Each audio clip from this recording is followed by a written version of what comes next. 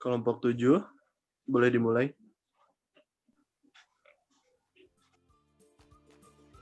Assalamualaikum warahmatullahi wabarakatuh. Kami dari kelompok 7 akan menjelaskan mengenai lembaga keuangan mikro.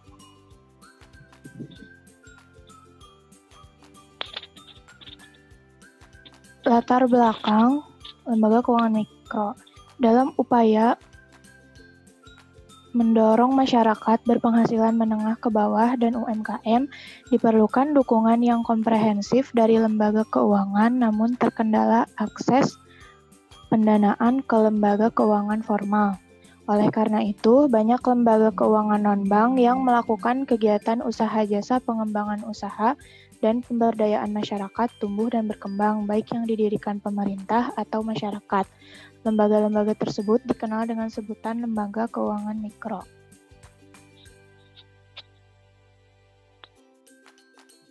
Kemudian dasar hukum lembaga keuangan mikro. Yang pertama, Undang-Undang Nomor 1 Tahun 2013 tentang Lembaga Keuangan Mikro atau Undang-Undang LKM. Yang kedua, Peraturan Pemerintah Nomor 89 Tahun 2014 tentang suku bunga pinjaman atau imbal hasil pembiayaan dan luas cakupan wilayah usaha lembaga keuangan mikro. Yang ketiga, Surat Edaran Otoritas Jasa Keuangan atau SEOJK nomor 29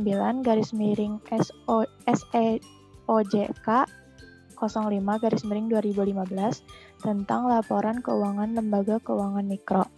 Yang keempat, Peraturan Otoritas Jasa Keuangan atau POJK.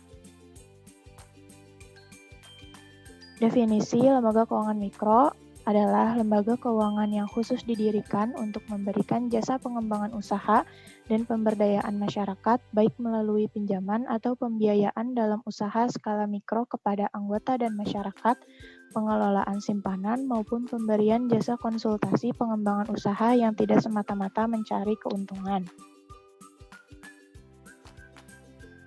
Selanjutnya akan dijelaskan oleh Suci.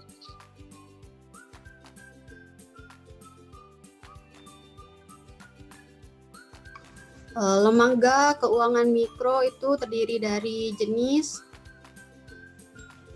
produk, kegiatan usaha, dan bentuk badan hukum. Next. Jenis lembaga keuangan mikro.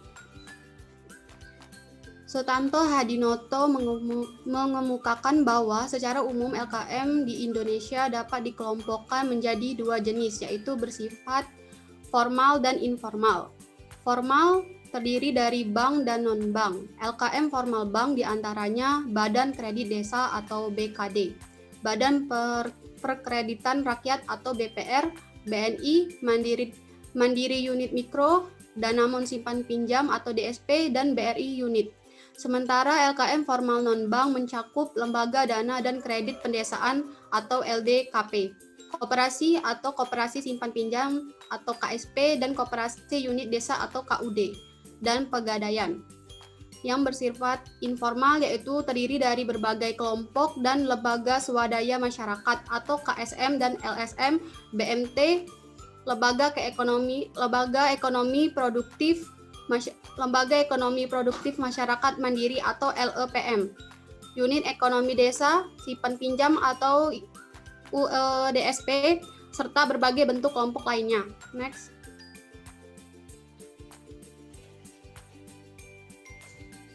Produk lembaga keuangan mikro terdiri dari kredit, tabungan, asuransi, jasa pembayaran, dan kartu kredit. Next.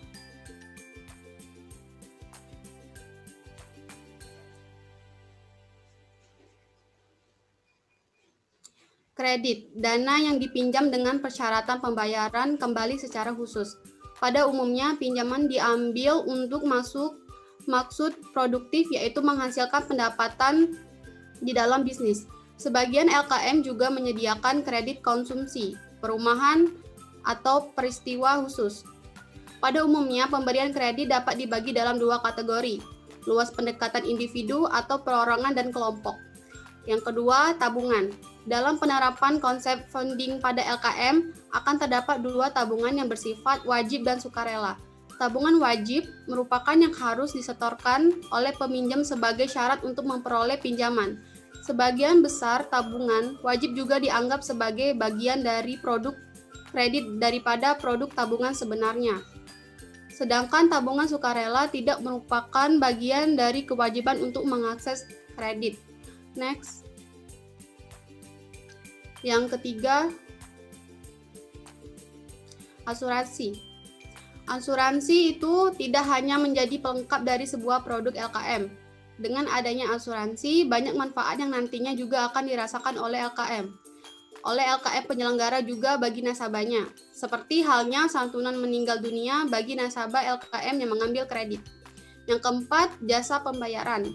Jasa pembayaran meliputi hak istimewa penguangan cek dan pembukuan cek bagi nasabah yang menempatkan simpanan. Next. Yang kelima itu kartu kredit. Kartu kredit biasanya digunakan pada saat melakukan pembelian atau ketika akses atas uang yang diinginkan. Pada LKM, kartu kredit masih sangat baru digunakan. Next.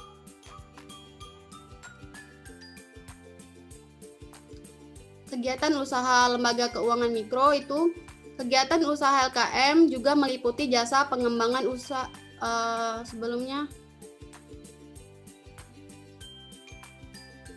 Kegiatan usaha LKM meliputi jasa pengembangan usaha dan pemberdayaan masyarakat, baik melalui pinjaman atau pembiayaan dalam usaha skala mikro kepada anggota dan masyarakat, pengelolaan simpanan, maupun pemberian jasa konsultasi pengembangan usaha.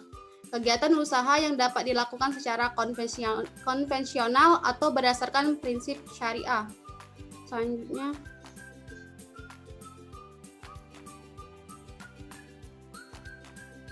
bentuk badan hukum lembaga keuangan mikro, yaitu koperasi atau perseroan terbatas, atau sahamnya paling sedikit 60% dimiliki oleh pemerintah daerah, kabupaten atau kota, atau badan usaha milik desa atau kelurahan. Sisa kepemilikan saham PT dapat dimiliki oleh WNI atau koperasi dengan kepemilikan WNI, paling banyak sebesar 20%. Next.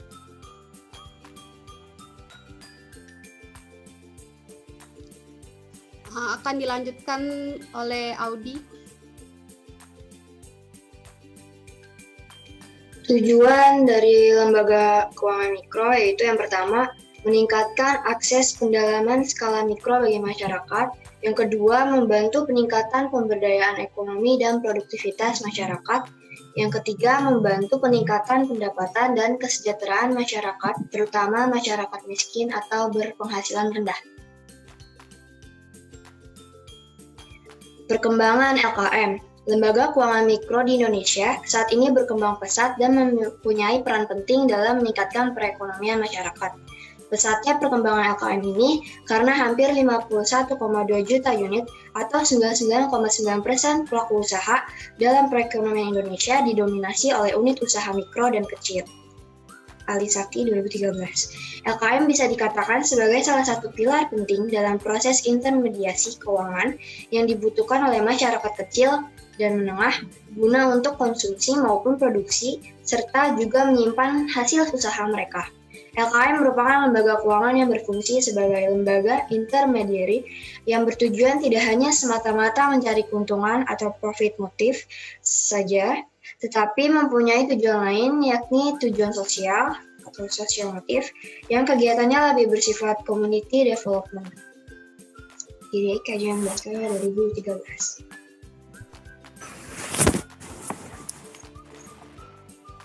Laporan keuangan LKM.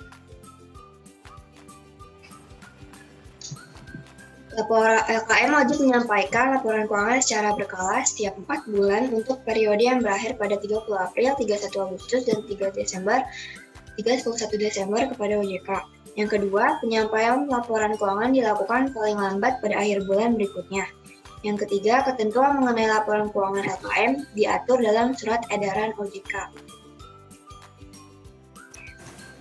Larangan bagi LKM yaitu yang pertama, menerima simpanan berupa giro dan ikut serta dalam lalu lintas pembayaran. Yang kedua, melakukan kegiatan usaha dalam valuta asing.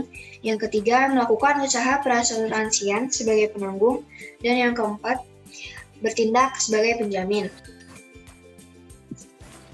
Selanjutnya, larangan bagi LKM memberi pinjaman atau pembiayaan kepada LKM lain kecuali dalam rangka mengatasi kesulitan likuiditas bagi LKM lain dalam wilayah kabupaten atau kota yang sama.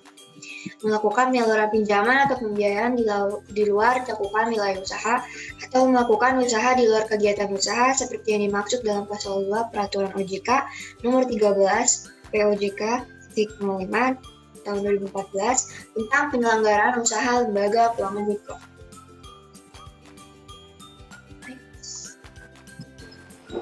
Sanksi jika LKM melanggar peraturan. Yang pertama, dikenakan denda uang, diberi peringatan tertulis,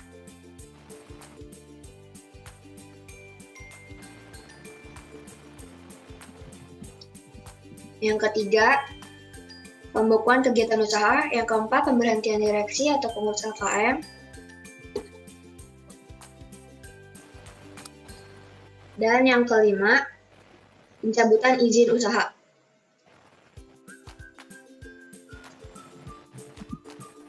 Pembinaan dan pengaturan dan pengawasan LKM, yaitu pembinaan, pengaturan, dan pengawasan LKM dilakukan oleh OJK. Yang kedua, dalam melakukan pembinaan LKM, OJK berkoordinasi dengan kementerian yang menyelenggarakan urusan koperasi dan Kementerian Dalam Negeri. Yang ketiga, kepembinaan dan pengawasan LKM didelegasikan kepada pemerintah daerah, kabupaten atau kota, atau pihak lain yang ditunjuk.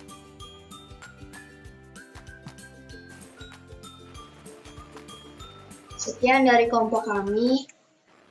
Terima kasih. Terima kasih untuk presentasi kelompok 7.